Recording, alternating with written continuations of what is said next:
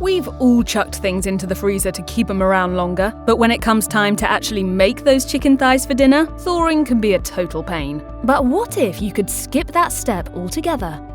Kate Hall is the founder and author of The Full Freezer. Her approach helps home cooks reduce food waste, save money, and enjoy a wide range of meal options by using their freezers more effectively. She recommends freezing almost anything if there's a risk of it ending up in the trash, saying, "The foods that can be frozen that tend to surprise people most are nuts, fruits, and eggs out of their shells." Hall says she often freezes vegetables to avoid them going to waste, explaining, "Vegetables are undoubtedly best cooked from frozen. By cooking frozen veg over a high heat, particularly sautéing, air frying, or roasting, the excess moisture evaporates quickly and best preserves the texture, stopping them from going soggy and limp." With frozen food, you're 5 times more likely not to encounter food waste. When freezing some vegetables, like sweet potato, broccoli, and cauliflower, Hall recommends blanching them first, advising, "This is the process of placing the veg in boiling water and then ice water to deactivate enzymes which deteriorate the quality. I find that by doing this, it also helps them to cook more evenly, especially if you are roasting or air frying."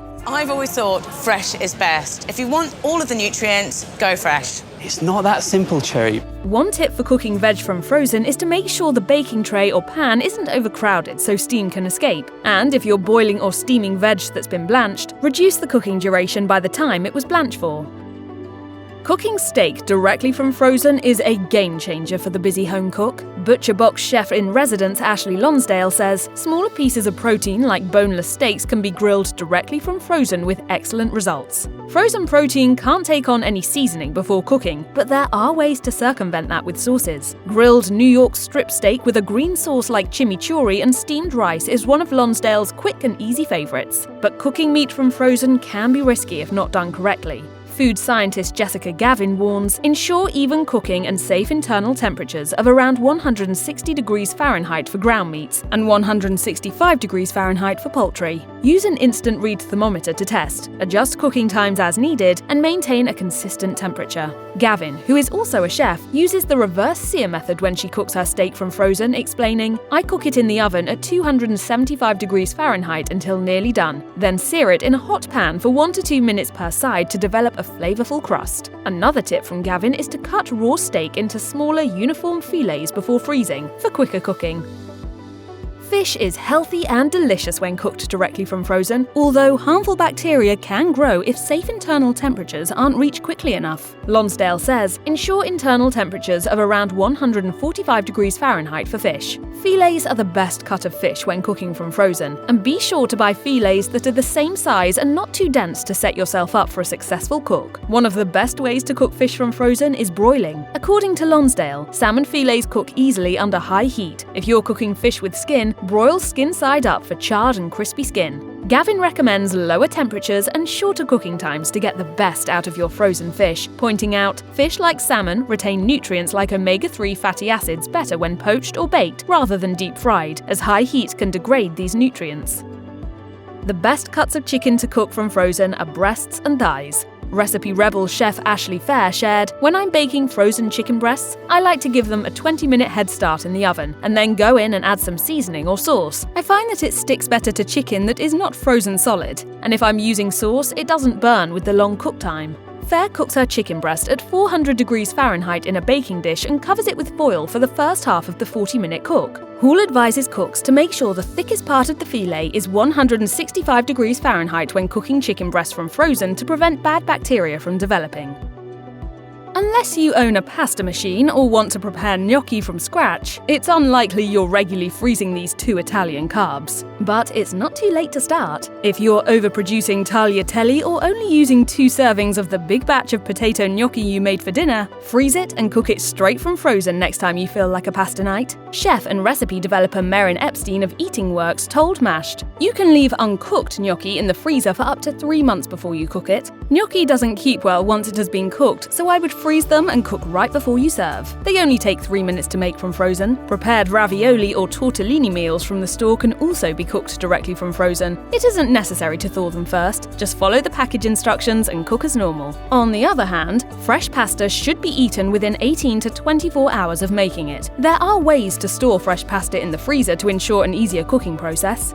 First, lay the pasta out on a baking sheet or towel to air dry it for an hour or two. Make sure you dust the pasta with flour, then wrap it into little nests. Or lay it out in a single layer and freeze it in an airtight bag or container. Like the gnocchi and ravioli, cook it directly from frozen, as you normally would.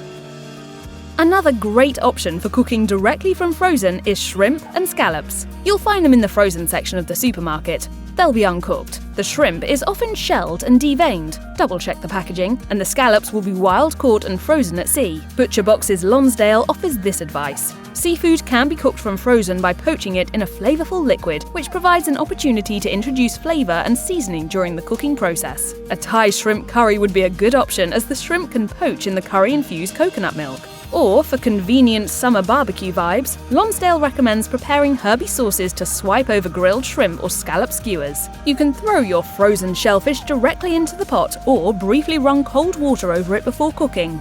Gavin explains, this raises the surface temperature, slightly reduces thermal shock, and reduces the risk of uneven cooking. Just make sure that the water stays below the danger zone of 40 degrees Fahrenheit to 140 degrees Fahrenheit, where bacteria can rapidly multiply and cause foodborne illness.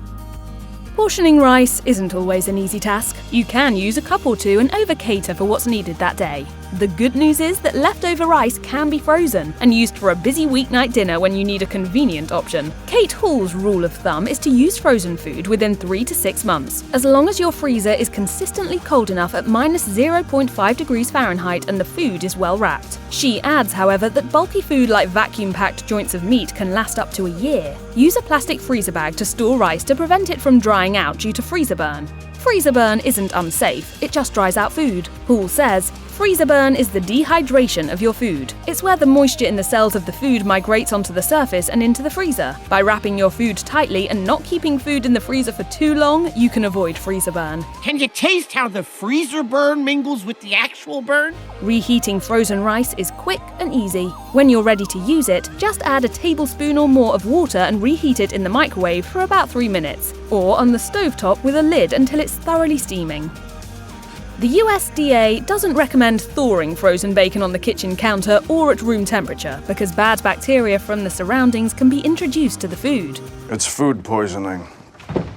I have it too. I did not sleep for 1 second last night, and I cracked the bottom of the toilet bowl. Oh, God. It's instead advised to use a refrigerator, cold water, or the microwave to defrost bacon. Better yet, cook your bacon directly from frozen. Kate Hall has a genius method to help you avoid trying to break up clumps of frozen bacon strips on a Saturday morning. Using a baking tray with wax paper, roll up each piece of bacon, place them a distance apart, and freeze it. If you have enough space in the freezer for the tray long term, that's great. If not, place the frozen bacon rolls together in an airtight container. Each time you need a piece or two of bacon, grab what you need from the bacon vault. The meat will naturally unfurl when cooked on the stovetop, in the oven, or air fryer. Cook until crisp. Fruits don't defrost well, but are great for smoothies, baking, and as frozen snacks, recommends frozen food expert Kate Hall. Have you ever tried to freeze overripe bananas? You peel and chop them up, then stick them in a Tupperware at the back of the freezer drawer only to have to chisel off what you need each time you make a smoothie. But Hall's method of pre-freezing chopped fruit and veg before placing it in deep storage makes cooking fun and easy. It's similar to how she freezes bacon. Just chop up the pieces of fruit you want to freeze. Bite-sized pieces will do. If it's blueberries or strawberry-sized fruit, keep it whole. If it's an apple, peel it first. Place the fruit evenly spaced on a baking sheet and put it in the freezer until frozen, which should be about 2 hours. Then add your fruit into a freezer bag. Hall explains, by doing that first, they're not going to all stick together, and then you're going to be able to use just as much as you want. For a real treat, Hall recommends dipping your frozen fruit in melted dark chocolate and popping it straight back in the freezer.